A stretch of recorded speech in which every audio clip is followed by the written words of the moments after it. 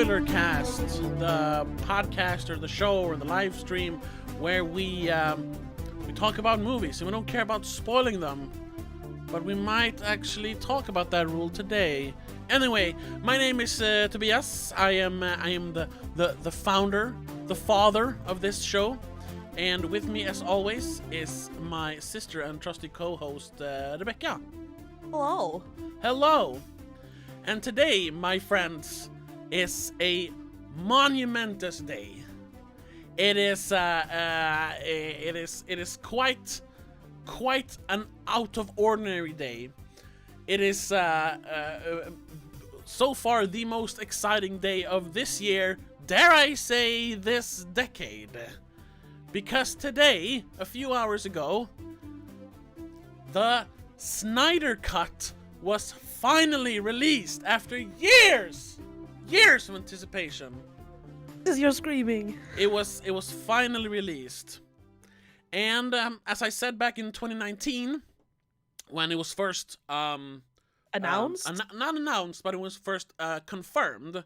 Because I mean, the Snyder Cut has been a thing like almost ever since the movie came out. The first version of the movie, the hashtag release a Snyder Cut was a thing almost all the way back to then.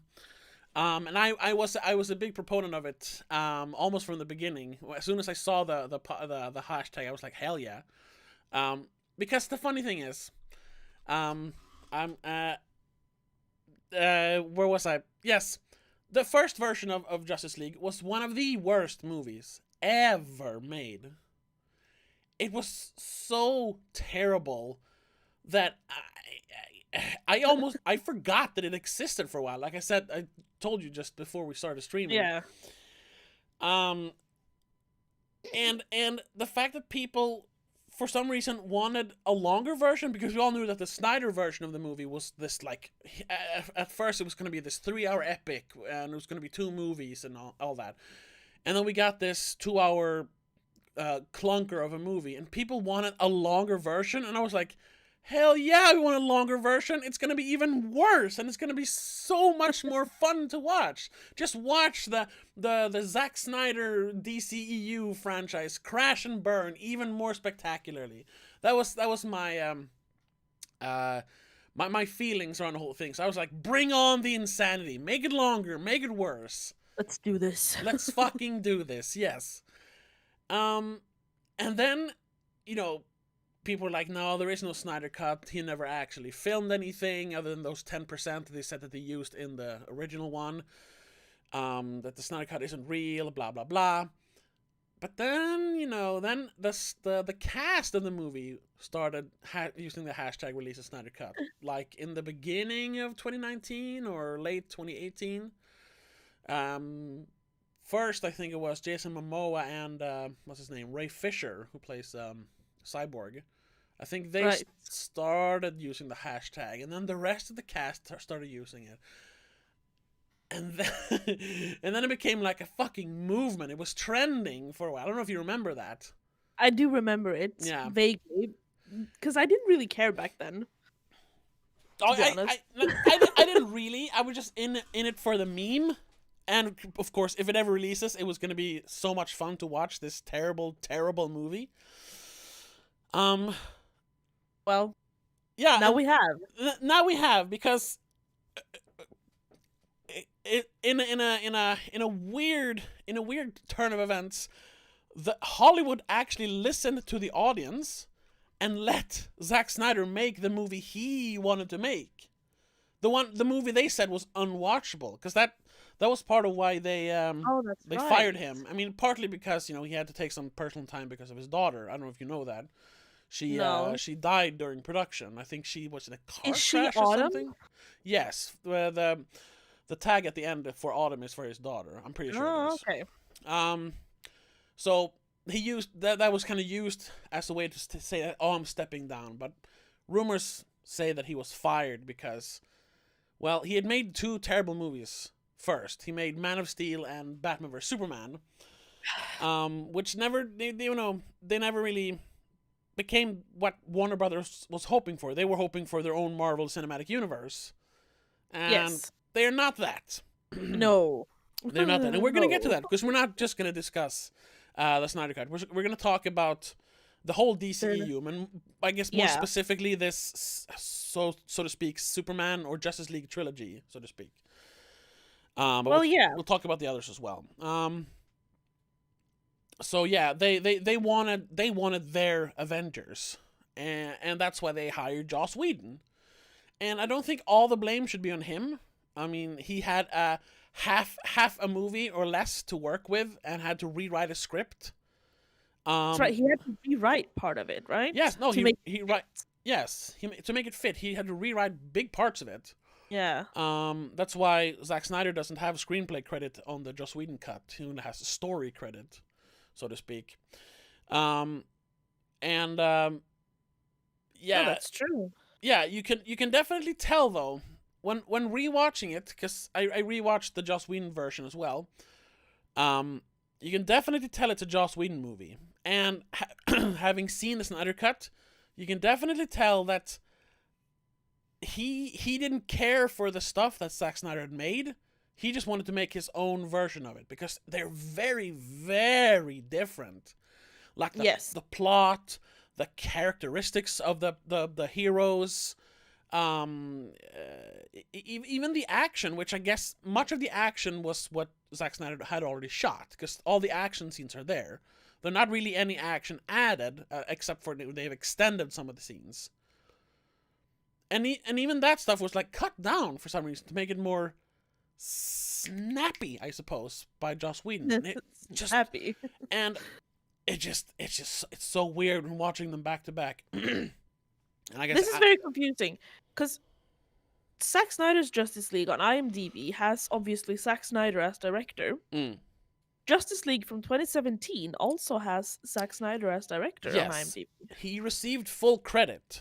It's probably a Directors Guild of America thing that he. Maybe it was his movie, but he had to step down, and Joss Whedon came in to finish it, even though he had to basically make a new movie. Okay.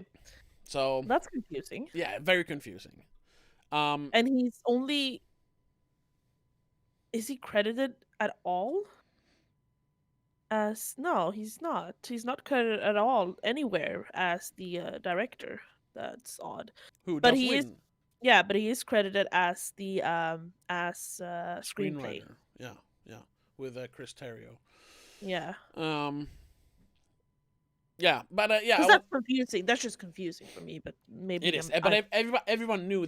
I think it was just a formality for legal reasons, basically, that they had to say, "Oh, Zack Snyder directed it." Yeah. I guess. But everyone knew it was Joss Whedon. I mean, they came out and said it, that we're replacing Zack Snyder because of his daughter and whatnot. Yeah. So everyone knew, but it's still gonna say Zack Snyder. I should also mention I watched them in the wrong order, so to speak. I had because I'd actually watched the Justice League movie several times, but only once, like properly. I watched it once when it came out on Netflix pretty quickly after its cinematic run, so to speak. So. I think they just, because that movie struggled so hard to make any money, so they just sold it as quickly as they could. Yeah, because it was out the following year. It was out on Netflix, I think. That's when I saw it, in 2018. No, we never saw it in cinemas, did we? No, we completely skipped. I forgot. I forgot it existed. I was like, I saw posters, and then all of a sudden, it was gone, or I didn't. We did see Batman versus Superman, though. Yes, and we saw Wonder Woman, and we saw Suicide Squad, and we saw Man of Steel.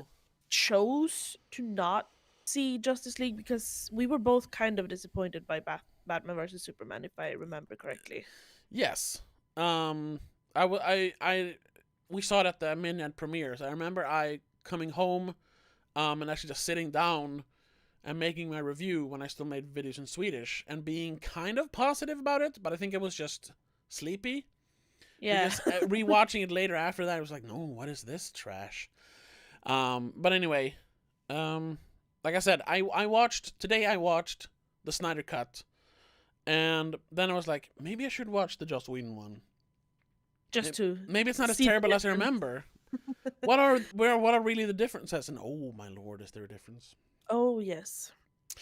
But let's continue on. What did you think of the movie? First of all, what did you think of when you first saw the original, so to speak, Justice League? I don't even remember the first time I saw it. I have no memory of when that was. Probably around the same time you saw it. Probably when it Probably. came out on Netflix. Yeah. Um I do remember it not fitting with the style of the previous DC universe hero Yeah. whatever. And Cuz especially Man DC of Steel is, and Batman v yeah, Superman. specifically those two. But DC in general is, I'm comparing it to Marvel because you can't not You can't compare not. it to I'm Marvel. gonna say we're gonna try not to, or at Yeah, least but you I'm have not gonna try to. the Try not to. the big one is that you have um uh Marvel's is colorful, kind of, I want to say soft. It's like soft edges, It's yeah, a more little. light Wait, in some way. you mean like visually, or you mean the style? Both of it. Okay, it's a little fuzzy. It seems more childish, I guess. And then you have the Oh DC my god! universe, which seems Now more. people are going to call you a DC fanboy because I'm that not was saying that. DC's better because of that. Okay, I'm because that was always the thing. Like, oh, DC fanboys think they're so mature because their movies are dark and they have rain in them, Yeah. and they were always calling Marvel movies, ooh, they're children's movies, and I mean, that's not even the completely comic fair, books, though. huh? Even in the comic books, though, you have that difference. The DC comic books are all very much darker and gloomier and Well, grimmer. at least the Batman and Detective Comics. Superman has always been kind of cheery, actually. That is kind of that is a very Zack Snyder take on Superman. Yes. I remember Superman as being kind of darkish Dark-ish, I suppose. Maybe. compared I to. mean, I haven't read that much of the comic books. For No, not me, me neither. for me, Superman is always gonna be the new adventures of Lois and Clark. Do you remember that show when Dean Cain played the Superman? And Oh yeah. what's her name? Is it Uh, like Lois Lane? yeah, Terry Hatcher plays Lois Lane. Yeah. I want to say her name is Lois Lane as well, No, the actress. Terry Hatcher. That's always gonna be my Superman. That's true. That is the original Superman for Yeah, because me. it came out in the middle of And the then '90s, so I was like and then 6, 7 when I Smallville. saw it or something. Huh? And then Smallville Yeah, I was after never a that. big fan of Smallville. No, I but watched it for a while, but yeah, it's when I a came home from school, that was on yeah, like Channel 5 or whatever. yeah, But there is a sense of DC being slightly darker and grimmer, while Marvel is brighter and, I'm not gonna say cheerful, but it's less more grim at least. it's more I don't know Colorful, I just don't know in how to general. yeah I don't know how to say it in English. Klemcheck. Yeah, I don't know what that It's a little translates like to. hey, what do you say? What do you know? Yeah. The whole franchise feels like it's very it takes after Tony Stark's personality, especially in the Yes. first movies. Yes. It's And then it just it's hey man, I'm cool, spiraled not and edgy. everything. Yeah. Yeah. Yeah, the main protagonists, Iron Man and Batman, kind of set the tone for Yes. the entire universe Yes. on each side. So I'm not even sure where I was going with all this, but Me neither. the original Justice League feels more Marvel than DC Yes, and that's because Joss because Whedon yeah, was the big creative force behind the the Marvel early movies. Marvel movies. I mean, Yeah. technically, that's Kevin Feige. He's always been there and from the beginning, and I think that's why they all have like this unified look because they've always had a goal that they're working towards, which is good in a way. Yeah. In a way, that's very good, and I think Kevin Feige is a very very good producer. Um, and even the movies where Joss Whedon isn't involved, he they have the same kind of feeling of his work. And I Yeah, think that's the style just works. yeah, and I think that's why they hired him then to make the Avengers movies. Yeah. Because he made the first two Avengers movies. And I Oh, think that's he's right. Yeah. involved as a producer in some other movies. Yeah. Um, because he And a made bunch he of made. episodes of Shield. Oh yeah, right. Well, Because he's the creator, technically. yeah, because he made Buffy the Vampire Slayer and Yeah. Firefly and Serenity. So and that definitely shows in those movies, and then also in later movies, even when he's not involved. Um, Yeah. and But that's the only reason I have that Justice League 2017 is it just feels like the odd man out. yes, It doesn't feel like it fits in at all. Now there are other DC movies that don't feel like they fit into the whole universe with the darkness and Batman and all that stuff. yeah, Because I mean, like specifically Shazam doesn't feel like it's the same universe. It doesn't feel like it no, has anything to do with DC except for I think they mention Aquaman like once or something. no. They mentioned Batman Okay, maybe because it's Batman. the kid Freddy or whatever his name is, the kid with the crutches, he has a Yeah, the batarang friend. that he found at a crime scene, Yeah, that's true. and they do talk about Superman, and Superman technically shows up in the end, even though it's not Henry Cavill, but Yeah. we see the suit. True. But like But if yeah, you it's skip those very two different. details, it could have been just a random superhero movie that didn't have Yes, any connection with any of the universes. yes, and the same thing with the Wonder Woman movies. Yeah, they could have been separate. They feel much more like hopeful and happy, and but I Just which colorful in yeah, general. which does fit the character, you know. Yes. So, but that's why a Justice League movie never felt as like, oh, of course we're gonna make a Justice League movie as an Avengers movie, because the Justice League are also different from each other. Dark and gloomy Batman, Yeah. kind of a like witty and like I don't know, jokey kind of Flash character, in the Ugh, same yeah. sort of with Aquaman. And then Wonder Woman is Wonder Woman, I suppose. And I've never read any Cyborg stuff, so I don't know what he is like otherwise. No. Um, They all have very different personalities yes. and styles as characters Which then, of course, works when you know you have different kind of personalities having to in a team. work Yeah. in a team. Yeah. Sure, but it also makes for what feels like kind of awkward conversations and like it doesn't feel like they would be able to coexist or work together in certain things Yeah. in certain ways. But um, uh, let's then, because I guess that's how it feels in Joss Whedon's Justice League. Let's talk. What did you think of the Snyder Cut? I did like it better, Yes. Okay. for starters. Okay. It's too long, definitely. You think it's too Way long? too long. No, Okay. yeah. Okay. I'm not saying that anything should be cut out specifically, but I do believe you could have put some of the scenes in the Justice League movie and just added them into for Wonder Woman. Some of the Amazon scenes could have been added to Wonder Woman instead. Or just I don't know. It feels like you But could have they reconfigured take it a bit. place in different times. That wouldn't work. Not all of them. Yeah. No, maybe I'm confused, but to be honest, it felt like parts of them took place as southern other parts in the other movies took place. Okay. Anyway. It Can, felt confusing in all that right. sense. Right. I won't butt in. Continue.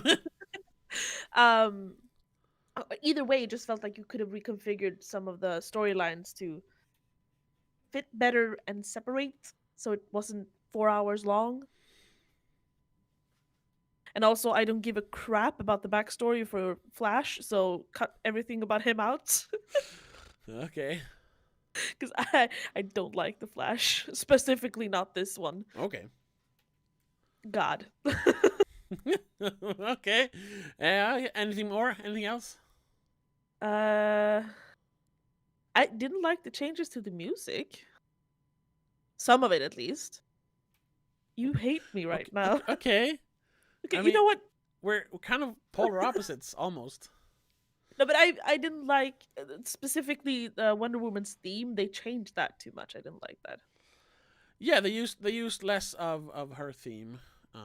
They like added some other more ethereal More, yeah, something else, and then added some of the guitar afterwards. Like, why? Just keep the guitar. It's awesome. sure, yeah, fair enough. But in for the most part, I didn't like it. Okay. It's just it was a bit of a hassle to watch 4 hours. Well, yeah, and that's the thing. Like, I was hoping to do it this morning or in at midnight. So Yeah, I stayed up until the clock said, "Oh, midnight." Now it's 18th. yeah, And I stayed up for like 40 minutes just waiting, reloading HBO, like, where's the fucking movie? And it never happened. And then I saw someone had tweeted and I asked HBO. I asked too, but they can answer in the middle of the night. yeah. So someone had asked earlier in the evening, and they said, "Oh, it's gonna be up this morning." And I was like, "Oh Yeah, I googled it and I no." found. Oh, I okay. googled it at like 6 this morning. It's like when is it released? Like Oh, how soon okay. can I watch it? It's like 0801 Yeah. in Sweden. I was like, So why? I started watching it around like I don't know, 8:15 or something, which then only gives me like 20-25 minutes before I have to start working. Yeah, So I then watched it, like, which is it's a bad way to watch a new movie, but it kind of works. I watched it while I was working, which my job lends itself pretty well to that. But I do have to pause pretty yeah. often. But I still think I got a pretty clear vision of the movie. So I'm just saying, if I were to watch it in one long sitting, maybe I wouldn't enjoy it as much. But I don't think so. I didn't mind. For me, I it don't didn't think feel like you'll 4 enjoy it hours. less. I don't think you'll enjoy it less, Yeah, but I do think it might be difficult to actually sit down for 4 hours straight and watch it. I think maybe. that you'll take those what was it called? The chapters or whatever it said? Yeah, the chapters, 6 You might chapters. take those as those screens, those screen caps where it says chapter 1 whatever. Yeah, You might pause. maybe. I mean, that's how it Maybe was not supposed to everyone, every be. single one, but towards the end at least, like, okay, I'm gonna pause, make sure I go to the bathroom, fill up my snacks, kind of Yeah, thing. yeah. Well, quickly before I say what I think about it, other than how I watch it, on a scale of 1 to 10, what would you give it? I mean, I don't have any real problems with it, but the length does give it a big minus. I'm not a fan of long movies. Okay. Even though this one didn't have any dulls, like it didn't have any downtime that felt so unnecessary. Yeah, it's still four Still, hours. it's still 4 hours long. It still has certain things that nitpicking that bothers me. So I'm not gonna give it like an amazing score, but maybe a 6.5 at least. Okay. I think. You. Oh my god! I hate I your face right now. yes, I quite What would you say? yes, I quite enjoyed it. Um Obviously, oh, I can tell. yes, you can tell. I would go as far as to say it's the best DC movie, DCEU, not Yeah. the because it's still a comic book movie. It's superheroes in capes and tights running Yes. around killing space bugs. It's ridiculous. Yes. But as a comic book movie, um, especially specifically as a DCEU movie, I think it's the best one. I think it's even better than Shazam, and for a while Shazam was my favorite because it felt very genuine. Um, and I would say, I mean, even as a regular movie, I would say it's pretty good, pretty damn good even. Um, I mean, I've because seen worse. oh yeah, Definitely. it's definitely seen worse. Oh my god. Just Yeah, and like I said, the length wasn't an issue for me, and that's when we've had this discussion before, so we're not gonna talk too much about it, but that's so weird. People would see this like, oh, 4 hours. I'm not gonna watch a 4-hour movie, but they'll binge 10 episodes of a hour TV show. But then again, it's because they can stop between each episode, and whatever. So I don't mind long movies as long as they're continuously engaging. Yes. Which I find is a problem with, let's say, Man of Steel. Man of Steel is about 2:15 or something. Jesus Christ, that feels longer, especially towards the end. It feels longer. Yeah, it has more dull moments and downtime. Yes. It's just lull. Just cut it. And then it's just headache-inducing in the end. Yeah. But anyway, but I think all the characters got their own 15 minutes, so to speak. They had all the characters felt fleshed out. And even if you think that maybe we don't really need a backstory for the Flash, maybe, which I think his was technically shortest. I think so. It is, yeah. Yeah. Even in the longer version of the movie. So yeah, it's like nothing in the in the first one it's like one scene. I think you have 2 scenes. When you he have visits the one his where he visits dad. his father, yeah, and then you have the one where Batman comes to get him. Oh yeah, okay, yeah. If you count That's about it. Yeah. And then you have him with the team. Yeah.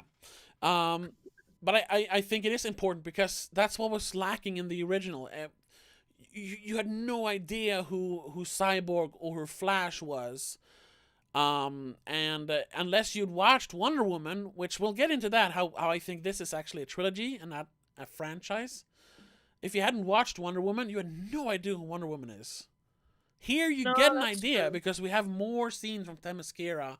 We have more scenes with the other Amazons. We have not much more with her alone, but there is more stuff when she's in Greece and goes to the ruins. There's some more stuff, and there's definitely more meaningful interaction between her and Batman or Bruce Wayne. Yes. Because all the interaction they had in the Joss Whedon one is just exposition. That's another thing we'll get to. Same thing with Aquaman. When this came out, we didn't have an Aquaman movie, so they had to flesh him out as well. True. Which they do a piss poor job of. But here, they have the time. They take the time to flesh him out. And yeah, I'm trying really hard to not talk about Marvel here, but I think this is a better way to do it than to give each person their own movie. Yes. Even though it becomes a super long 4-hour movie, it's better to do it this way than to give each person a 2.5-hour movie. Another thing that works better in the DC, just the last thing I'm going to compare with Marvel, DC have, at least the DCU that we have now in movies, have there's fewer characters. Oh yes, fewer characters. That helps enormously. Even in Marvel has too many characters that all have their own movies, and more than one, mostly. Yeah. So they have just too many main characters.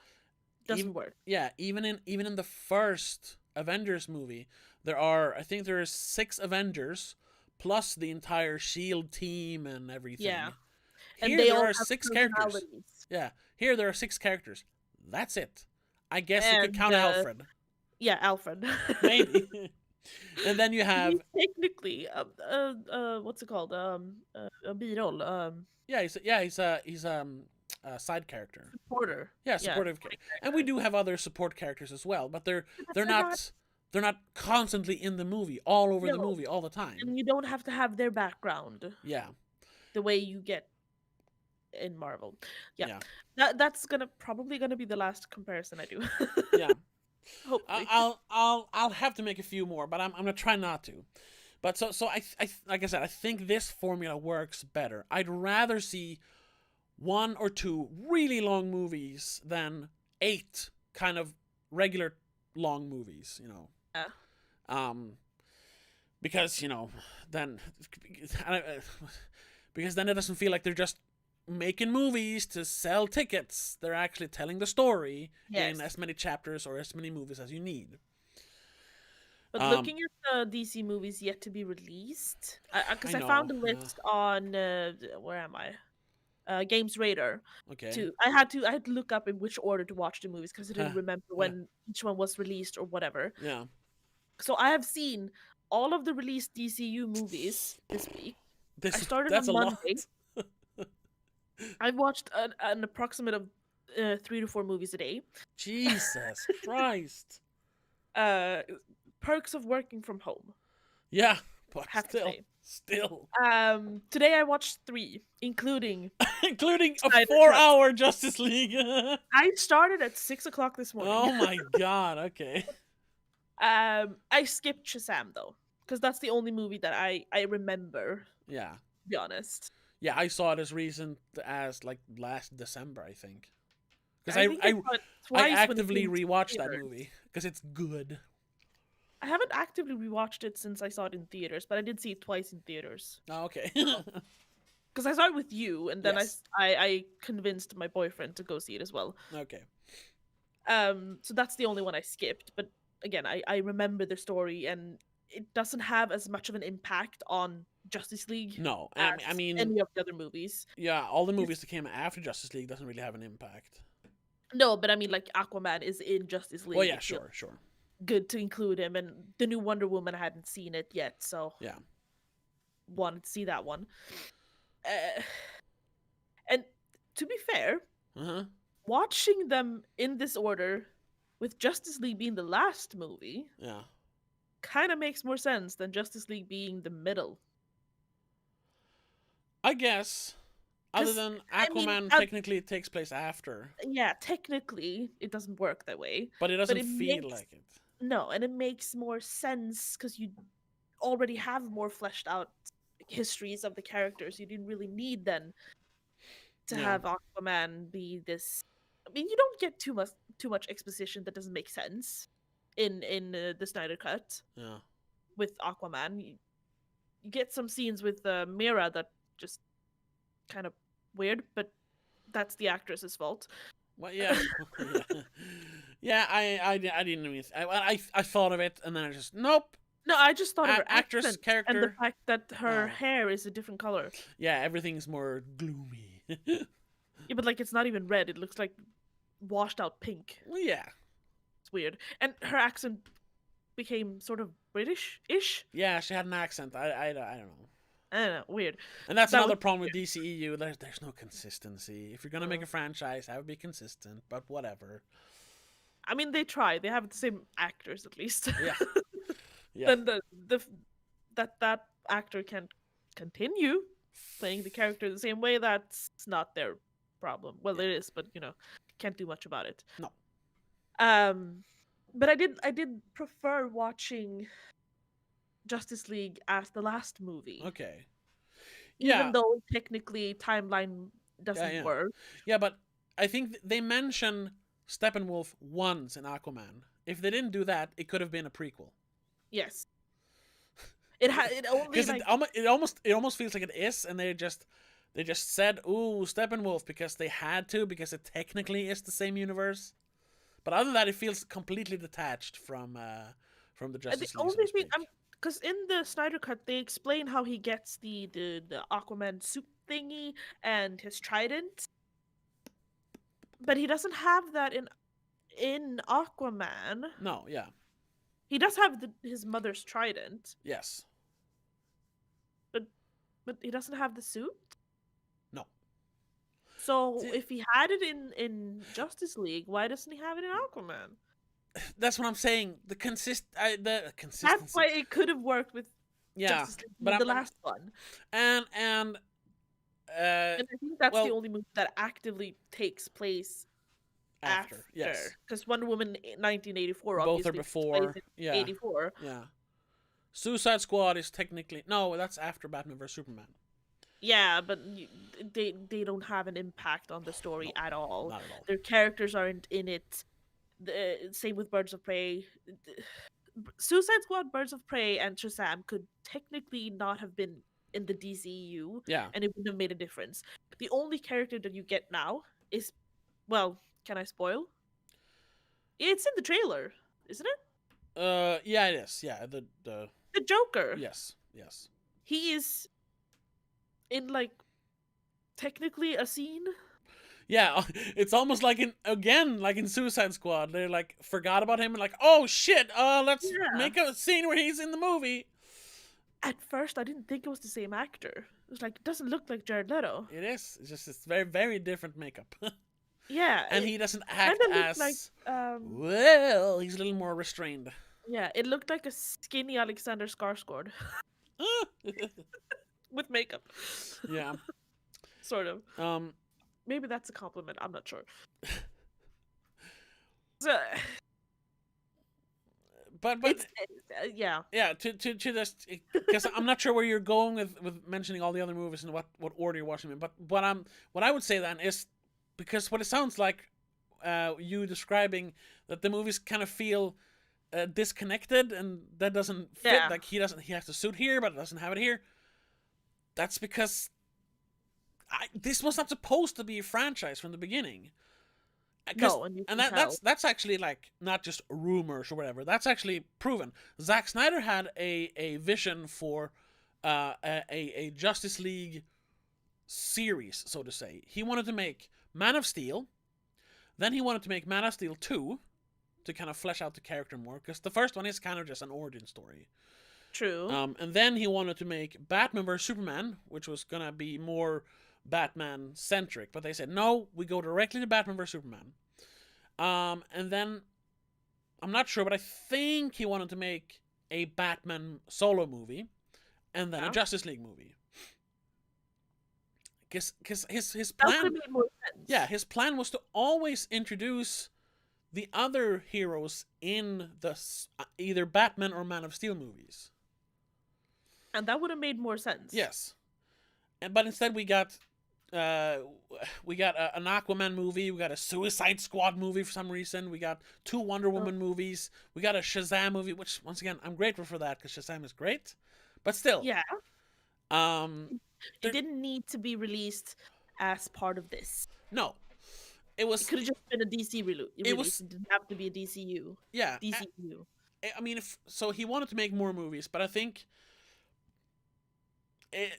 when they started the whole thing, it was supposed to be a trilogy. It feels like a trilogy: Man of Steel, Batman vs Superman, and Justice League. Because they're the only ones that have the same director. Okay, no, the Wonder Woman has the same director, Patty Jenkins, but you know. Yeah, but they're separate from those. They're separate, exactly. So these all have the same director, the same producer, because they're all produced by Zack Snyder and Christopher Nolan. Deborah Snyder, Christopher Nolan, and Emma Thomas, his wife. Yeah. And except for Man of Steel, I think Chris Terrio has written.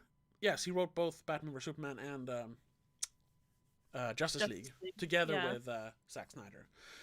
And that's why those three feels the most, they feel like they fit. Both story-wise. Yeah, they're coherent.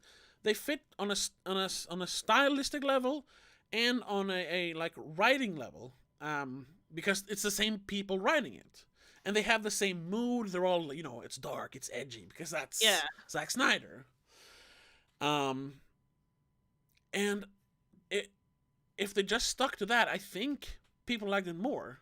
If they let Zack Snyder make the movie he wanted to make. Because that's also something we have to discuss.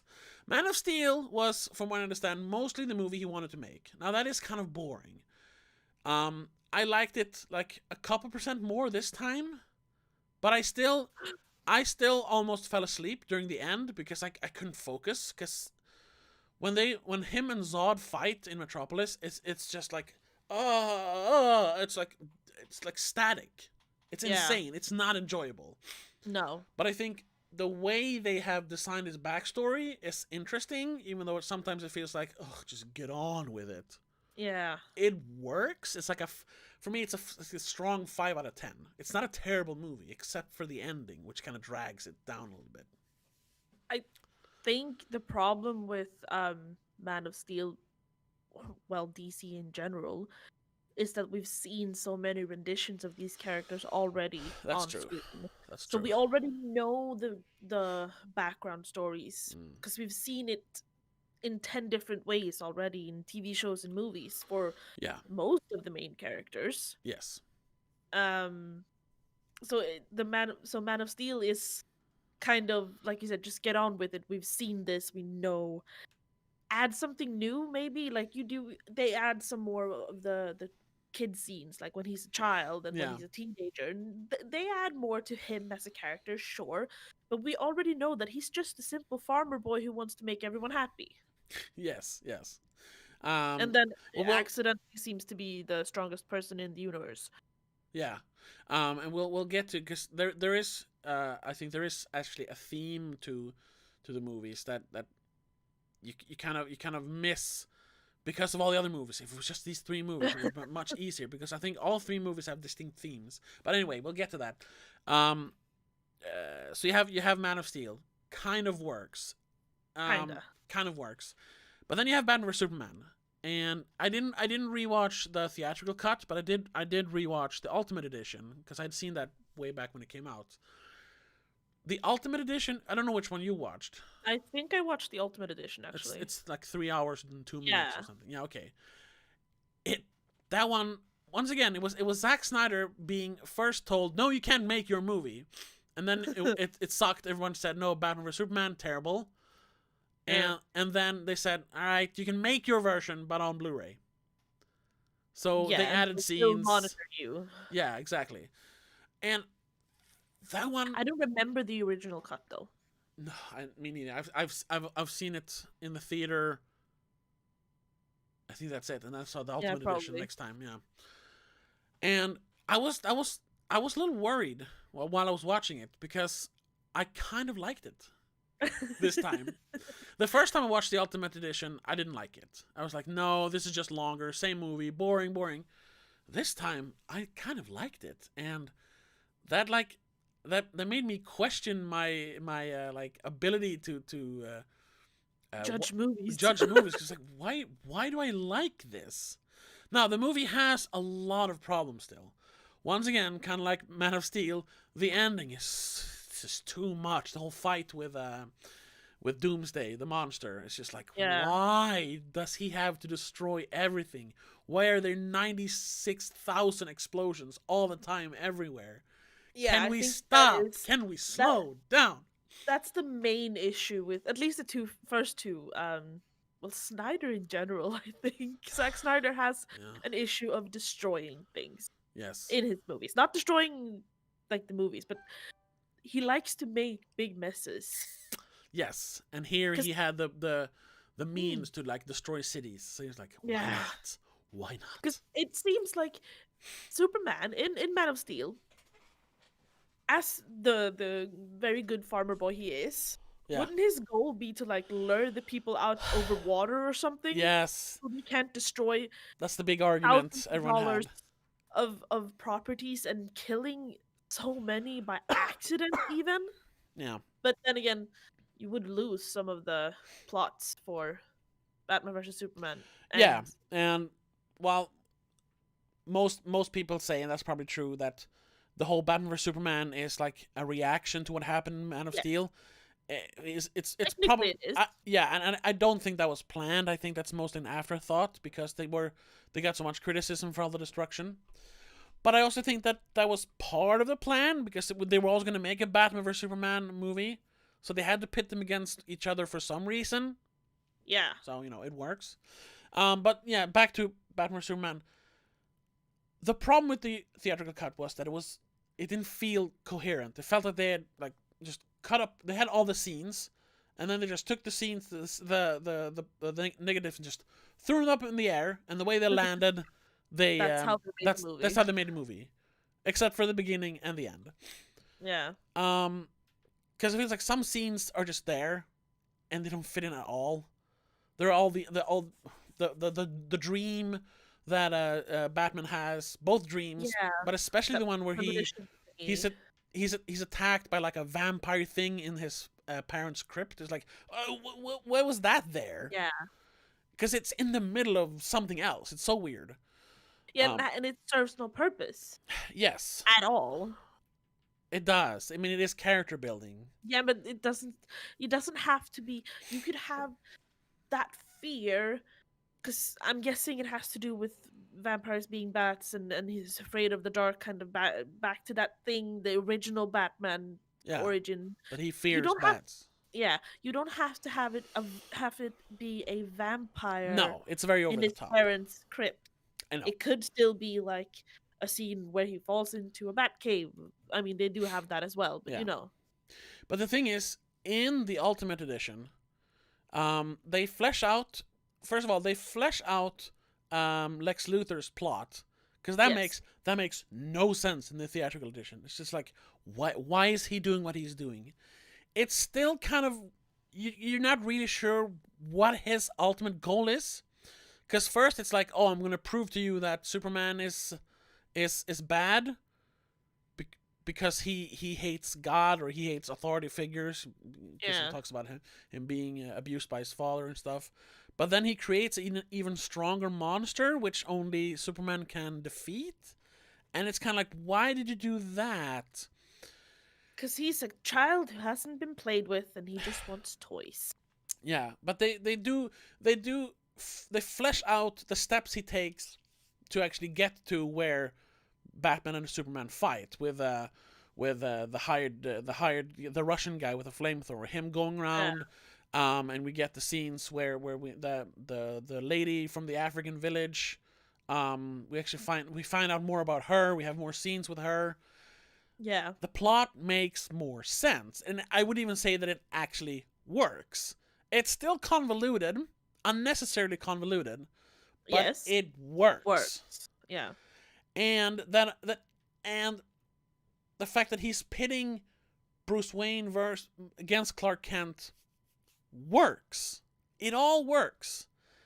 And in the end, it is a coherent movie.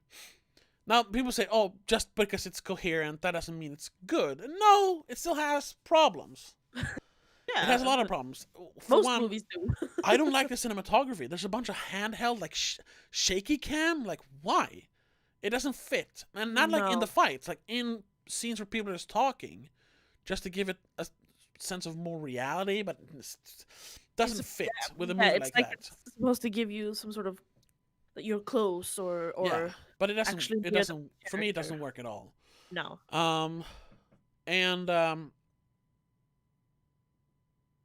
The ending, like I said. But other than that, it's not the strongest, because it is a little too convoluted, and Superman, it feels like the movie should focus much more on Batman, and the whole Superman part of it feels like either it needed to be more fleshed out, him having like doubts about being a hero, or they should almost like cut him completely and have him be this strange figure that Batman like not looks up to, but stalks or whatever. It should have been a Batman centric movie. Yes. Superman. It feels like they tried, but then kind of realized, like, oh no, it's called Batman versus Superman. We have to add more Superman. Exactly. But you don't, because you already have a Superman movie. Yes. But like I said, all of that works better in the Ultimate Cut, and I actually liked it. And I'm trying to build up without having like a notes or a script. I'm trying to build up to why, when having watched the Snyder Cut, because I haven't said it yet, I started writing a review for the movie. I'm going to make a proper review, and I'm also going to make another live stream with Christopher. We're going to make a commentary track for That's more of the Snyder Cut specifically, right? Yes. This is the DCEU in general, I guess. But now, having watched the Snyder Cut, everything that was so weird with Man of Steel and Batman vs Superman, for me, it makes sense. Yes. It finally makes sense, and it's not just like, oh, finally. It's more like, oh, there was a vision for the whole thing. That's where you were going with it. There was a reason for it all, and it's not just, okay, good. It's actually, wow. For me, it was a it was while I was watching the credits for the Justice League, I was just like, I get I it. get it. No, like seriously, what I like just wrote the first lines of the review. What was it I wrote? Finally, it all makes sense. Was the first I wrote. The first thing I wrote. Yeah, but that's what I was trying to say in the beginning when I was saying that Justice League shouldn't be watched in the middle. It should be watched in the end Yes. because, well, you don't have to watch everything else in between as well. But No. seeing Justice League Snyder Cut as the last movie made so much sense because you understand where everything was going. Yeah. And especially this trilogy makes Yes. sense. And here's the big thing why I think, especially Batman vs Superman, actually is kind of a good movie now. Because before, all you had was Zack Snyder's style, his very stylistic way of filming or making movies. Now, all people don't like that. I've always been a fan of his style ever since back in Dawn of the Dead. I like most of his movies because of the style he makes them in. Yes. The only one It's I really well, we get now we get to talk pre Man of Steel and post Man of Steel. Pre Man of Steel, I like all of his movies except for Sucker Punch. Not even I could like that. It's a bad movie. Yeah. Still looks good, but it's a bad movie. Yeah, exactly. It looks cool. Yeah. But the story's just what? Yes. So I've always been a fan of his style. So that the style never bothered me in Batman vs Superman. No. It felt, what it was that it felt very different. It didn't feel like a comic book movie because we were so used to seeing the Marvel movies, or even like Christopher Nolan's Batman movies, which are so different because they're so grounded and realistic. While Zack Snyder's movies are so, they're so stylistic. And people like wrote that off as edgy. Like, it's edgy because it's always raining, it's always dark, it's always like muscly men punching each other. But that's what he does. That's what he does, exactly. And that's when I realized that, because people complain that they're gloomy, there are no jokes, and that's because that's what we know from Marvel movies. And then I realized, that's when I realized what these three movies are: Man of Steel, Batman vs Superman, and this version of Justice League. What they are, they're honest. That's the best way to explain it. They're honest. He had a vision for a story about mainly Superman. A story about a person finding their purpose. And then using that purpose to better the world around him. That's basically what Superman is about. Well, yeah. And we'll get into, because there's different themes for each movie, but they all go up to purpose, having a purpose. Yes. And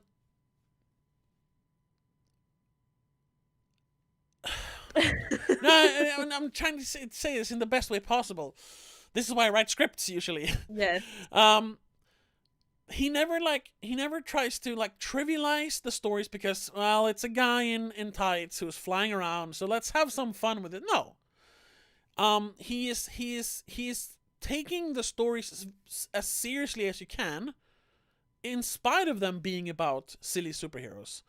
And some people disagree with that, but I think it was his vision.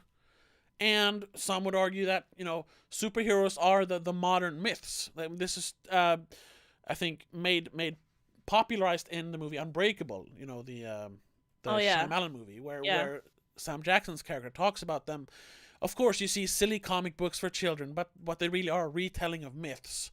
The hero's journey, or even like ancient Greek god myths and stuff. They're Which they definitely portray in this one. Yeah. In the Man of Steel trilogy. They're the hieroglyphs that we're gonna leave behind for future civilizations to find. Yes. And I always scoffed at that, because I was always like, no, they're just comic book movies.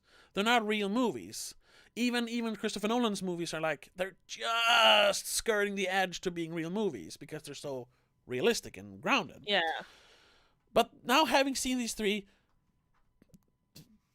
that's what Zack Snyder was always going for. He is telling a mythical tale. Which is very, it's and that's why he can't be silly about it. He can't crack jokes. I mean, if there's jokes here and there, of course. I mean, but they can't be Guardians of the Galaxy. They can't be Joel Schumacher's Batman movies, Batman and Robin and Batman Forever. It can't be that. Yeah. You need to take the story seriously because he's telling a serious story. And that's what he's always done in his movies. I mean, compare this to 300. Compare this to Watchmen. His movies are always very serious and they're always very honest. He's never doing something ironically. He's never doing something just because it's funny. He's doing it because it's the story he wants to tell. Yeah. And he's not going to he's not going to compromise that. Exactly. He was forced to compromise. He was literally fired from Justice League, and that's why we got the Justice League we first got. Yeah, because he doesn't want to trivialize what the characters are going through just because they're wearing tights or they're half-naked men running around fighting wars. Exactly. He doesn't matter. That's not what the point is. He could have done this movie about just random characters, but they chose they chose the well-known superhero characters because they are, first of all, well-known. It is the way to make money. Yes. But it's also characters we already know. They're already mythical. So to build his own myth around this, his own mythic story, just makes sense than to use Superman and Batman and Wonder Woman. The oldest of superheroes, I think. There are probably some other, but, the three original ones you'll think of. Yes. Specifically in DC, at least. Or in general, to be honest. And having seen it now, that all made so much sense. Because it always felt like, why is he making such a serious Superman? A Superman who is, like, pouty and doubting himself and snapping necks and, blowing up cities. That's still annoying. He didn't have to blow up all those cities. But still. They gotta let that go. The goddamn ending of Man of Steel. I gotta say that the way you're saying it all, it makes sense to see superheroes this way. Because why would superheroes, just because they have extraordinary powers, why would they go through life so easily compared to regular humans? They should still go through sorrow and doubt and pain. Yeah. Just because they're unbreakable is a bad choice of word, but bulletproof doesn't mean they don't feel they're strong pain. because they're so strong. They're still human for the most part. They still have to have those reactions to their actions. So that snapping of the neck should feel horrible for him because it is a very active thing to do. It's an active killing. Yeah. And it's weird. It would have been weird if he didn't react. Yes. And then people would argue, but it's the same thing with the Marvel heroes, that they go through hardship and well, they rarely fight humans. Yeah, and towards the end, like before Infinity War, they mostly fought each other, which was always weird. That's another thing. We're gonna compare again. I'm sorry.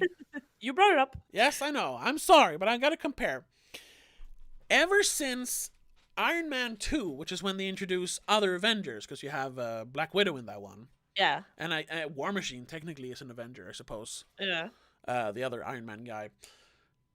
They're always bickering. They're always, like, even when they're supposed to be friends, they're always like, oh, I don't like you. Like, Rhodey and Tony Stark, they don't seem to like each other. I mean, they do like each other, but Rhodey is always annoyed with him. And then when we get to Avengers, the first hour and a half is just about them trying to, accept each other. Yeah. and then like, oh, we have to learn to work as a team. That was always a joke in the Marvel movies as well, and in most comic book movies. They have to learn to work as a team and then fight the bad guy. That's Suicide Squad as well. But it's technically Batman versus Superman as well. It's Batman, yes, and it's in Batman versus Superman. But that is. But in Justice League, we have almost no internal conflict. They disagree slightly about bringing Superman back. No, oh wait, you said Justice League. Sorry. Yeah, and in Snyder Cut. Yeah. They do have a lot of disagreements in Joss Whedon's version, which just feels weird. They just hate each other because it's so weird. Yeah. But in this one, it is them. They don't have conflicts between each other. What they do have, especially Aquaman, Cyborg, and Flash, is that they have internal conflicts with themselves. Yes. They're not sure they can actually, step up to the plate and do this because they're not sure of themselves. But they all those three characters, and Batman as well, because he is a regular person among these basically gods. Him, yeah. and then Wonder Woman, who is always so optimistic. So she has the least growth in the movie because she's basically like Superman should have been. She's like, aha, just do it. Yeah. But that works for that character. But it works because of where she grew up. Yes. All the characters, they find their purpose in Justice League. They realize that instead of running away from their own problems, they learn to face them head on. And it's not so much that they learn to work as a team; it's that they learn to work as individuals in a team. Yeah, they learn to utilize their own strength to enhance the team. Yes, exactly. They're not just a team; they pairing it up. Yeah, they don't just grow as a team; they grow as individuals as well. And I think that was it was so refreshing to see. It's not groundbreaking. That is like screenwriting 101, but it was so refreshing to see in a movie like this. In a superhero movie. In a superhero movie, the characters actually grew. The characters, they had arcs. And not an arc that spans 10 years and 15 sequels. One movie! Yeah. One movie, people. 4 hours, but still one movie. And I was like, oh, it felt like I was watching a movie. Yeah. And it was so enjoyable. And, Agreed. Yeah. So, I'm all over the place right now, but I think I've explained the theme of Justice League. The theme is purpose with a dash of faith thrown in, but I think the big one is purpose. What is my purpose? The characters asks themselves.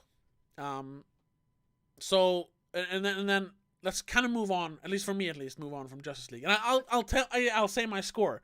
I already scored it. Please. I scored it on IMDb, and I think I gave it an 8. Let me double check that. It wouldn't surprise me. Because this was like my rating. Yeah, 8 out of 10. Because the only thing... Yeah, let's talk about the problems with... Okay, let's do that, because there were problems. First of all, I'm not really sure about the picture format, the 4:3. I didn't understand why he wanted to have that. That is because, technically, when you watch IMAX, it is a square. The screen is so big that it is a square. It doesn't feel like it, but it is. Sure. And the original format of the 35mm, which they film on, is a square. And to make it widescreen, they actually cut off the top and the bottom. So what he wanted to do was to show us all of the film he made, basically. And for it to work better on an IMAX screen. Problem is, it's probably never going to be shown on an IMAX screen. Since I watched it on my widescreen, so it became a square in the middle. Yeah. It didn't bother me. I got over it. But I still think it was a weird choice, because for a Seems unnecessary. yeah, for a big epic movie like this, you usually use widescreen because it adds depth to a picture. But I get it. Yeah. And then another thing, most of the stuff in this movie was either stuff he had filmed for the first version or was new stuff. They didn't really use any of the stuff they filmed for the first that Joss Whedon filmed. A couple of scenes though were used, and you notice that because they had to like squeeze those pictures to make them fit this 4:3 format. I didn't notice that. No, but it's like a few seconds here and there. Like I noticed it twice or thrice, I think. Where the ones towards the end when Batman flies the big ship towards the dome, the ship just got smushed. It was like, oh, what's happening? It looked so weird. That annoyed me. But I know they used some scenes, but they just had to recolor them. Yes. Like when Superman has just awoken and he is back at the monument for himself. It's much darker in this version. Yeah, but it seems like it's the exact same scene. It is the exact same scene. I think that's, once again, one of the scenes that Zack Snyder had already filmed. Yeah, probably. And they added dialogue, and that's where we get the weird, uncanny mustache valley in the Joss Whedon version. Yeah. But then another complaint. It is a little much to have 6 people be fleshed out in one movie. I mean, they do mainly stick to Cyborg, Flash, and Aquaman, but it's still a lot for one movie. But that is kind of alleviated by the runtime. Yeah. I guess. And then the last thing is that, as much as I like this movie, in the end, it's just too much CGI. I would have rather seen a much more toned down movie and have them in real suits. I mean, I guess Cyborg wouldn't work, but to actually see Ben Affleck run around in the bat suit for real would have been fun.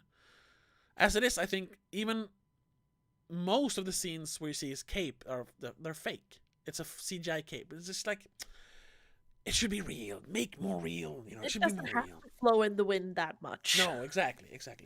But then again, it's supposed to be very stylistic. So yeah. But that's always a problem with blockbusters nowadays. It's so much of a problem that you don't really care anymore. Like, nobody cares that there's mostly green screen stuff. Nobody mentioned that when they talked about Endgame or Infinity War, that 90% of it is shot on green screen because it's just the norm. I did think of that when I rewatched Aquaman. I was like, a lot of this movie takes place underwater. How the hell did they film this? It's all green screen.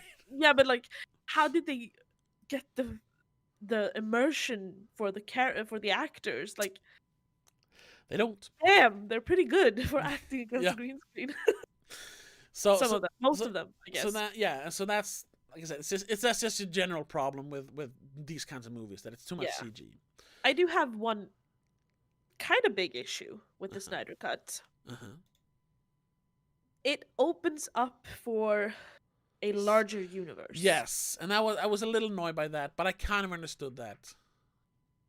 But and it since I liked this one so much, now I understand why people want more Marvel movies all the time.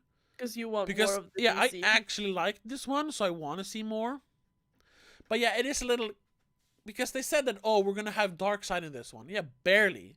He's like Thanos now. They were just hinted about him. It's just like, oh fuck.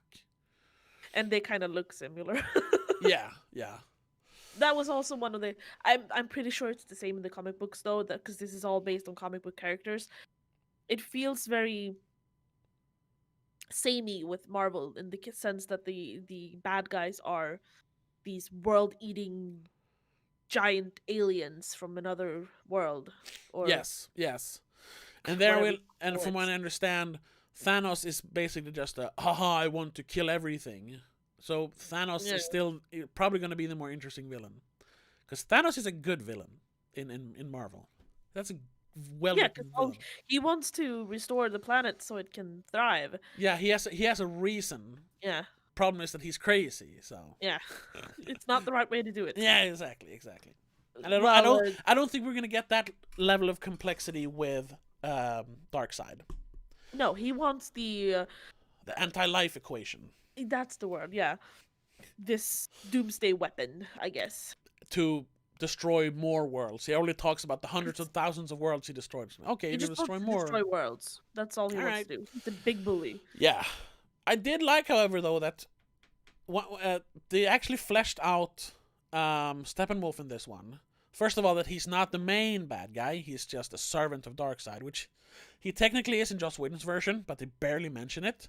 It's too vague in Whedon's version.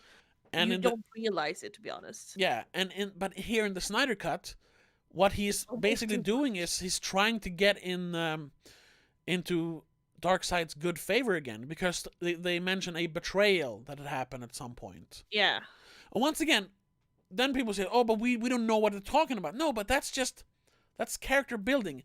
At one point, he was punished for something that happened. Now he's trying to atone for his sins, so to speak. That's all you need. That's what we used to call character building. Now it's just, oh, it's not enough. We need more lore. I don't want more lore. I almost think there's too much lore in the Snyder Cut. Yeah, it's right on the edge, but that's why I think it's good. I mean, some of the lore I find really interesting. I freaking love the Amazons. They're awesome, and yeah, I don't mind more scenes with them. Yeah, and we get the scene where we see them fighting Darkseid on Earth. Yeah. That scene was much longer. Yes. And it was exciting. It didn't feel like it was cut short, which does feel like. No, that was actually interesting. Yeah, but I wouldn't want to see a movie about Zeus and no. What's the other one they had there? The Ares. Ares and the girl with the bow. I'm guessing that's Athena, but I'm not sure. No, she's called something else. They mention her arrows later in the movie, or before that in the movie. It's not. No, they mentioned someone else's. Artemis. Artemis? I don't know. Whatever. I don't remember my Greek gods that well anymore. No. Even though that's also one thing that I much prefer with the DCU than with the Marvel Universe, that they ground their history in Greek history. mythology. Yeah. Yeah, in real mythology, so to speak.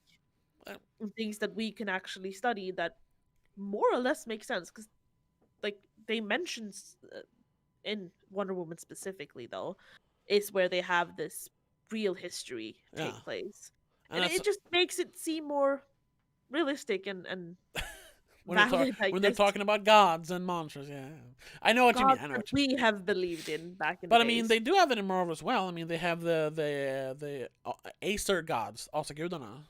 True, but Thor and Odin. They're not represented as gods to me. No, yeah, I know. Because Thor doesn't seem like a god in the Marvel universe. Well, he doesn't. Just like a. He doesn't become one until the third movie, I suppose. Anyway, yeah, but at the same time, I wouldn't want to see a movie about Zeus. No, God no. To get a prequel about when Zeus and the Atlanteans and humans fought. Get like a whole movie about that scene. No, we got what we needed in that scene. Yeah, and we don't need to see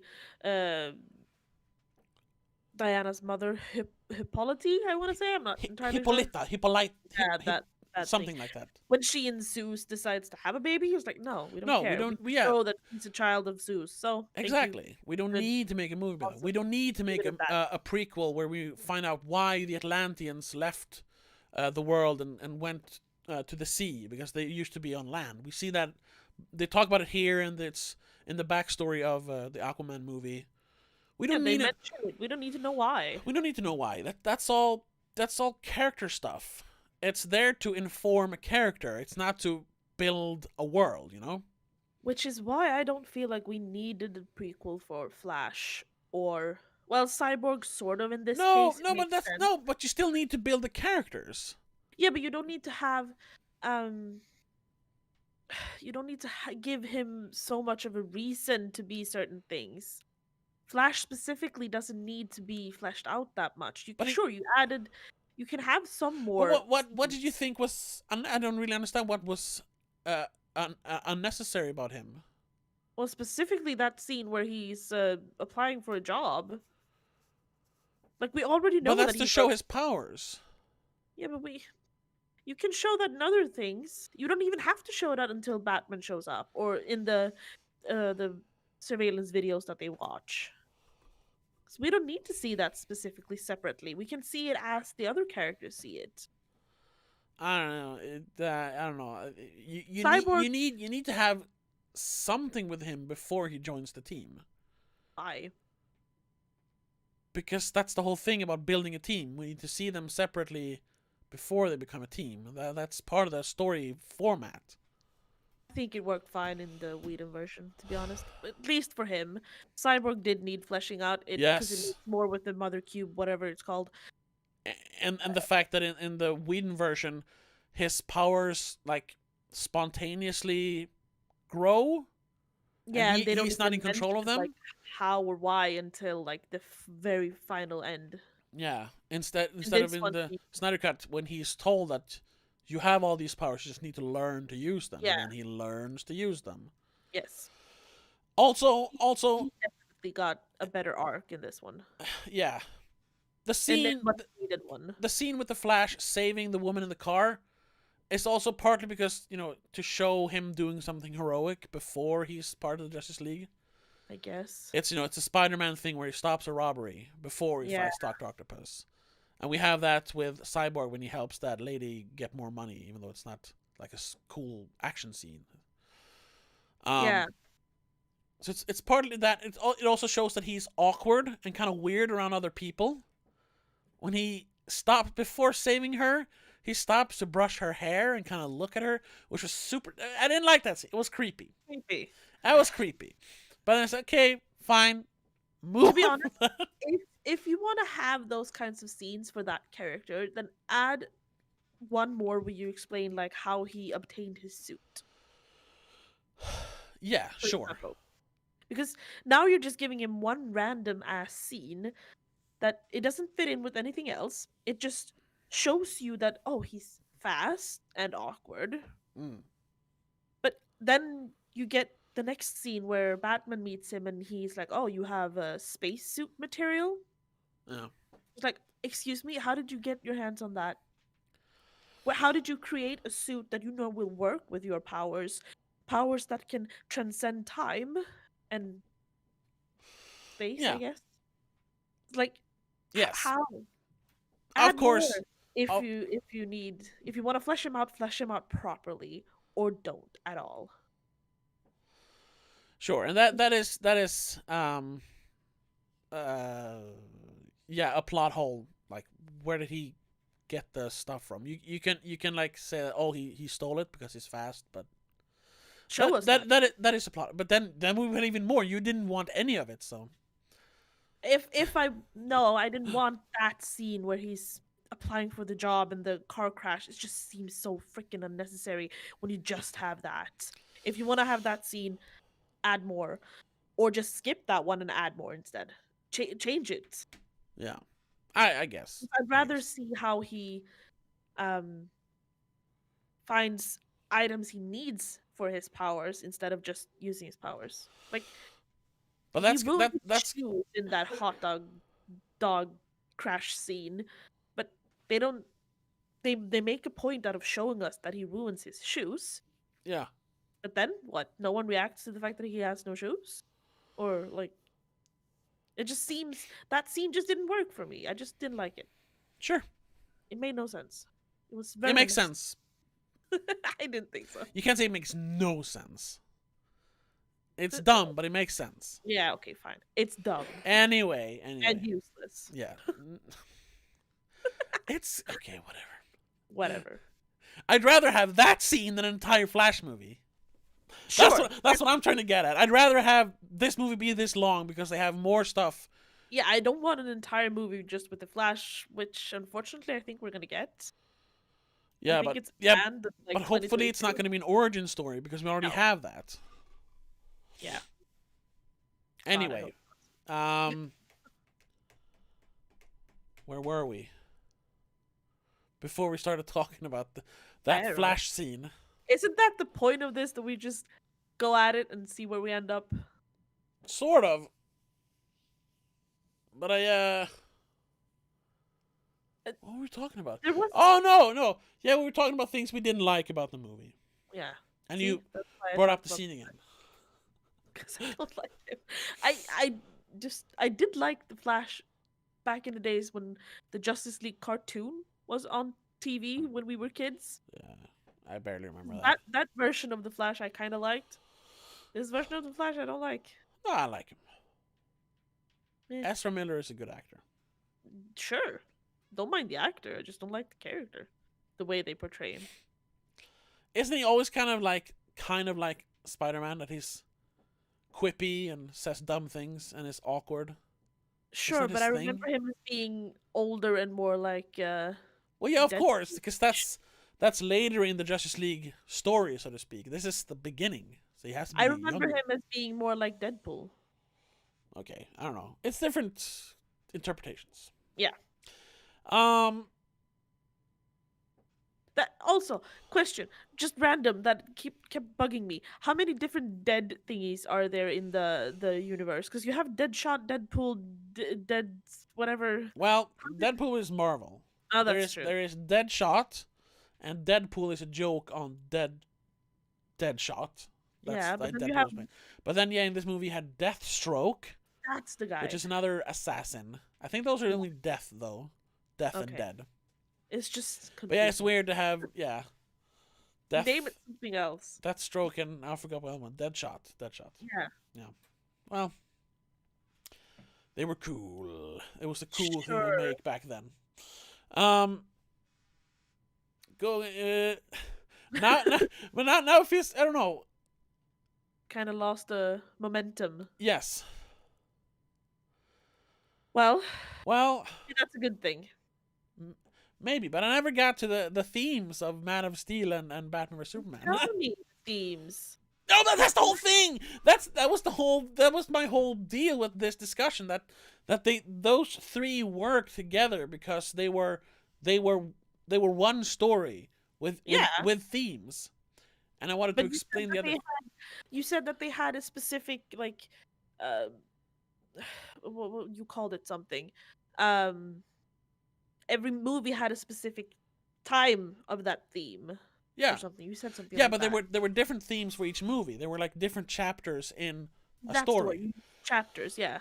Yeah, so Because in my head it just seems like the Jesus thing. well, yeah, that's part of it. But he's always been kind of like a Jesus figure. He's always been something to look up to, even in the comics. I mean, he technically follows the life thing, the theme, the life story of yes, as well. he is. Specifically three. He is. Well, he's technically, that's kind of fun because Jesus is an immaculate birth. There's no sex involved. Yep. But this version of Superman is actually the only child born from actual copulation. All the other children on Krypton are born through they're made, and the way they choose. Oh, you're a soldier, you're a worker, you're a scientist, He's the last natural born child of Krypton. Exactly. So it's the inverse of Jesus, which is whatever. And then that he grows up to be this symbol who then dies for our sins and then is brought back. Yeah. It's Jesus. We know. It's And Jesus. he's also crucified. Sort of. Sort of, yeah. Not literally in this one, but he is told he is the one who's done something bad apparently. Yeah. Yeah, and he gets a spear in him in Batman vs Superman, like. Oh yeah, that's true. He does. Like Jesus did on the Yeah. cross. Anyway, So it's the Jesus arc. Okay, that's cool. the Jesus arc. But then there's also the themes. Now I gotta try and remember them. So Justice League, purpose, finding a purpose. Yeah. Which is more for the other characters than him. There's definitely a little bit of purpose in Man of Steel for him, finding a place in this world, which he does. He's always felt like he's outside of this world. That's the whole thing with him running around trying to hide in the beginning of the movie. Yeah. But then also the whole thing with him like having to hide his powers until the right time. Letting his dad making him not save him in the tornado thing. Yeah. It's all about like It's almost it's partly in that's purpose as well, but there's also like a bit of like he has a duty to he's given a duty which he has to perform, a task to perform, a duty. So that's kind of the damn it, I had it before. Now I can't remember it. And then in the theme in Batman vs Superman is definitely more of like fear. Yes. Because Batman is afraid of Superman. He's afraid that he's going to losing the only things in the world that he loves. Yeah. So that's fear. And same thing. Lex Luthor, he fears Superman. Yes. Yeah, and there's also a bit of hope losing hope, but then he regains hope in the end. That's why he sacrificed himself to save Gotham or Earth, whatever. Yeah. And then ultimately, he all of them struggling. Him struggling in Man of Steel, Batman and Wonder Woman, and him sort of struggling in Batman vs Superman, and then Cyborg, Flash, and Aquaman and Batman struggling in Justice League. All ends up with them finally all of them, even though they didn't do it together, all of them, but all of them in the end have found their purpose. So I guess ultimately purpose works for all three, because that's what they're working towards. Yeah, but then specifically for Superman, because as he mentions in Justice League, I don't remember if he says this in the Whedon version, but in the Snyder version, he's like, I got a second chance and I'm not gonna waste it, because he did just live for the purpose of saving others in the first movies. Yeah, he never lived for himself, really. Yeah, and now he's like, well, I did get a chance to redo, and I'm gonna live for myself. I'm gonna keep. I'm not gonna do this because I have to. I'm gonna do it because I want to.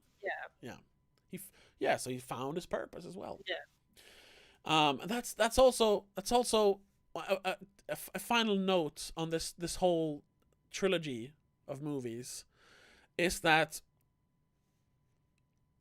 it's not really plot driven.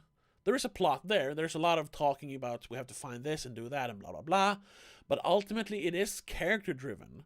Yes. Because that's what we discussed now, that all the characters are driven because of their motivations. They're striving towards something. They're striving towards finding this purpose in a way that I haven't seen in a lot of other comic book movies. Once again, gonna have to mention Marvel, where a lot of those movies are character driven, but it's on a more superficial level. Not a bad thing. They always have the bad guy to fight. In this one, they don't always have the bad guy to fight. They have to fight their internal bad guys. They have to fight the system, so to speak. They don't have to just save that person from falling. They have to actually realize that what they do will have consequences and reactions. And that is there in Marvel, but on a different level. Yeah. It feels like I said before, it feels like they're not really telling a superhero story in this trilogy. They're just telling a story about purpose, about hope. That just happens to have to do with superheroes. Oh, you froze for a second there. Yeah, you too. Oh, okay. That's what I like about it. That's what I like so much about it. That it's not just a comic book movie. This could have been about any random person in general. Yeah. Doesn't have to take place in any of these universes. They don't even have to have superpowers for any of the story to work. The character story at least could have worked without superpowers. And there's once again, just to tie it all together, that's where that the honesty in the storytelling comes in. Yeah. From Zack Snyder. He told the story he wanted to tell. It was never like a story told to make, to please an audience. I mean, I mean, that's also part of it, but he had a specific story he wanted to tell. Yeah. Firstly, To make that even more apparent, it's just a tiny detail to be honest, but it helps to make that more apparent compared to the Joss Whedon version. They don't have anyone to save specifically yes, exactly. in Snyder's version, but in Josh Whedon's version, you have that random, I think the Russian Russian family, yeah. family. They have no purpose except for no, they have no purpose Just to except for show them save people, yeah, because that became a thing around 2015, 2016. yeah, That you had to superhero. have scenes where you save people. No, you don't. No, because they're already saving the world. Yeah, you don't have to have an audience for Yeah. that. Oh, the only thing you don't need is superheroes fighting each other. It should be heroes fighting villains, which they Yes. do here. Then it's Yeah. fine. Instead of having heroes fighting heroes. That was actually one of my favorite things about Snyder Cut, that they cut out the Russian family because they made no absolute sense. It's so bad. It's so bad. No offense to the actors, whoever they whatever, are, I don't know. your characters were useless. Yeah. So, I guess Talking about the movies like this does alter my score of the Snyder Cut slightly, yeah. because when you see it as a bigger picture, it is a better movie. Yes. Yeah. I still have issues with it. I still find it's way too long. It's I'm like I mentioned before, I'm gonna do a commentary track with Christopher this Sunday, so, and it's like, oh, I'm gonna have to watch it again. I might watch it tomorrow. I would watch it again, like any day of the week. That's how good I it was. will probably try and watch it again to try and watch it more coherently and not while I'm working and doing other Yes, stuff. yes, and It didn't quite do it justice, probably. and that must say something that, like I talk with him, with Zack Snyder being honest, like his style, the style that people find so annoying. It's only annoying if you don't take it seriously. Yeah.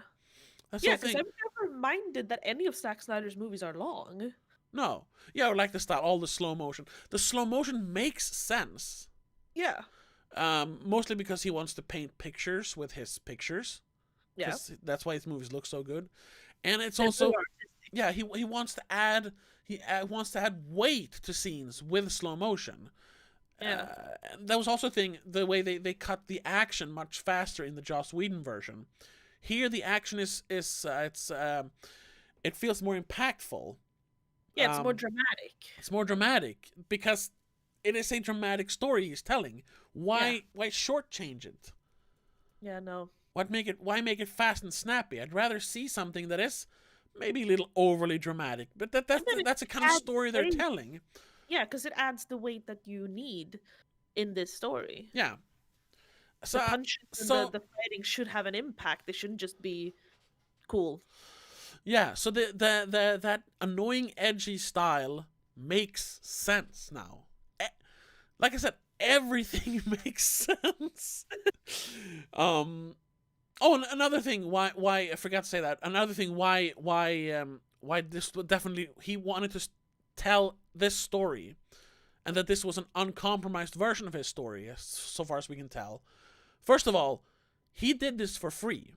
He basically shot an entire movie for free. He took no salary because he just wanted to make his version of it. See, you're doing it for the art, not the money. Exactly.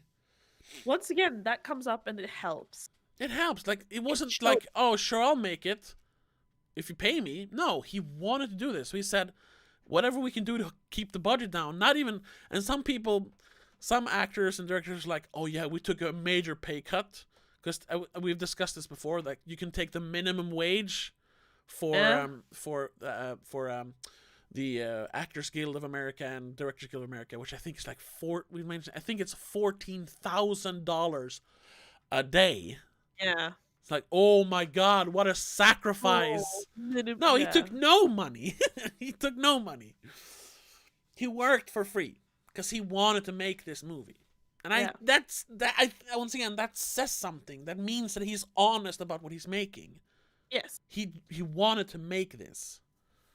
And it shows. It shows, and all those things added, and also the fact that Warner Brothers, after firing him and saying that his version was unwatchable, realized that maybe they made a mistake. Oh, yeah. Both because the movie they wound up with was terrible, but also because people, even though they made a terrible movie, wanted to give them a second chance, like make the movie you were supposed to make. And they listened to the audience, not pandered. They listened to the audience, and made this movie real. Yeah. That is unprecedented. In maybe not unprecedented. It's happened before. I mean, but it's so rare to see that, especially on this level in Hollywood today. Mm-hmm. It's insane, and that's why I think this movie, even though we might not think it's the greatest movie of all time, it is an important movie, and it needs to be like remembered for this. Which it probably will be. I hope so. It's gotten some middling reviews, and once again, like, I know it's not going to be in everyone's like taste of kind of movie. You know, it's not going to fit everyone. No movies though, so. But I mean, I saw Robbie Collin, who is kind of a pretentious guy. He gave it 10 out of 10. Ooh. I was like, whoa, you of all people? I haven't even looked at reviews yet. Yeah. Neither, not user reviews or any of the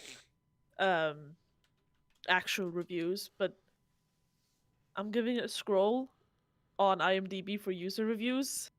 10 out of 10. Yeah, well, that's because of all the DC fanboys. They're up in arms. I mean, I saw a video essay the other day where he argued good arguments, but ultimately I disagreed. He argued that Batman vs Superman is a modern masterpiece, and I was like, no, it's not. It's too flawed to be a masterpiece. But I get what he was saying, you know. Yeah. But I wouldn't say it's a modern masterpiece. No. Far from it. But it made sense. And then we've talked about that before also. That it doesn't matter if the movie is flawed, if it at least is honest. If it at least tried to do something different. That's why I think this works. Even though it is flawed. These three movies is one story. They are flawed. Sure. Man of Steel is boring. Batman vs Superman is incoherent. This one is, I guess, too long. That didn't matter for me, but still. It has some. But at least it did something. It tried to do something different. So it's acceptable, despite its flaws. And this is what I've talked about with indie movies. That's all I want. Just try to do something instead of just doing whatever. Yeah. Yeah. We've said it a million times. But now we're saying it, or at least I'm saying it, about a blockbuster. It's insane. There's art in this movie. It's not just money. Yes. And that is so rare to see in a blockbuster like this. Specifically the last, 15 years or so. Yes. To see a movie with a purpose other than making money. To see a unified vision. Yeah. That is a blockbuster. Exactly. That's very important. That is very important. This is a blockbuster. But so, I wouldn't put this up against... We're going to bring that up because it's, the best movie we've talked about this year. I wouldn't put this up against Kid Detective. I'd rather watch Kid Detective again. Yeah. Because that's also... It's genuine and honest on a different level because it is a smaller budget. I mean, they're literally, working for their art. I mean, he did as well, but it's on a different level. It is different, but it is more similar than other blockbusters. That's the thing. Yes. This came very close to be as genuine as a small budget movie. Yeah, because blockbusters are always going to be blockbusters. Yeah. They're always going to be slightly too much and too big, while indie movies are just big enough and you can see the art very clearly. This one, you see the art, but it's slightly too big. Slightly too big. because it is technically like at least the third of a trilogy, which is too much in general. Yeah, yeah. And then again, it's 4 hours long. Well, It's 4 hours on HBO when I watched it, it said like Yes, 350. that's also people say that it's 4 hours long, but IMDb says 402. yeah, but it isn't, It's 352 and that's or with 354 352 with with credits, credits, or 356, something like that. something like that. It's just below. So I'm wondering if How there's did a it get difference. 402 on IMDb? Are we missing something in Nordic? Yeah, they cut like 8 minutes What? for some reason. No, it might have to do.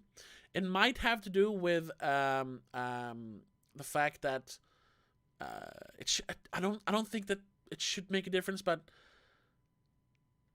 that European movies have a lower refresh rate, or lower European screens. At least that was that way back, in the old times. That our TVs were 50 hertz, American TVs were 60 hertz.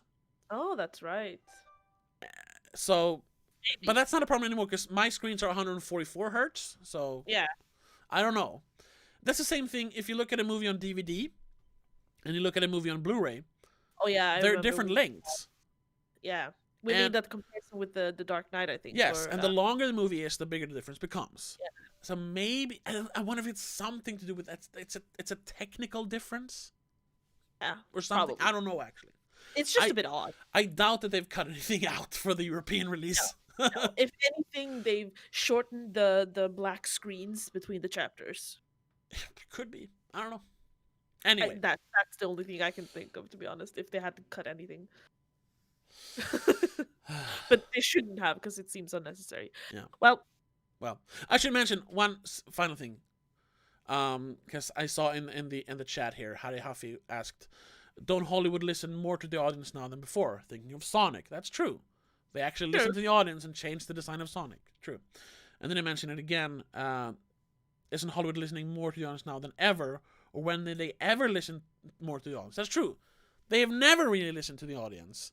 They've pandered to the audience and tried to please the audience, but they've never listened to the audience. So we are living in a time where at least some of Hollywood is listening to the audience. Warner Brothers listened. with Twitter and internet in general. Yes. So there was never a time where when they listened more. At least not in our time. They didn't have access to the Exactly. audience voices the same way. So before. what I was saying was that they finally listened. That they were listening for the first time, not that they were listening again. Yeah. No. But I think we're gonna wrap it up there. Yes, this has been a long episode. We could have probably gone on for a while more, but I would have started repeating myself. I probably already have a lot, but still. We have, Yeah. and you will have other opportunities to say Oh, your yes. 2 cents because you have other videos Yes. planned. So I'm gonna make my I'm gonna try and finish my video review as quickly as possible because I need to make a video. I haven't made a proper video in a while. And also, like I said, we're doing a live commentary track. I'm pretty sure it's gonna be live. Maybe not. I'm not 100%, but we're gonna make a commentary track. Me and Christopher. We're gonna record it on Sunday.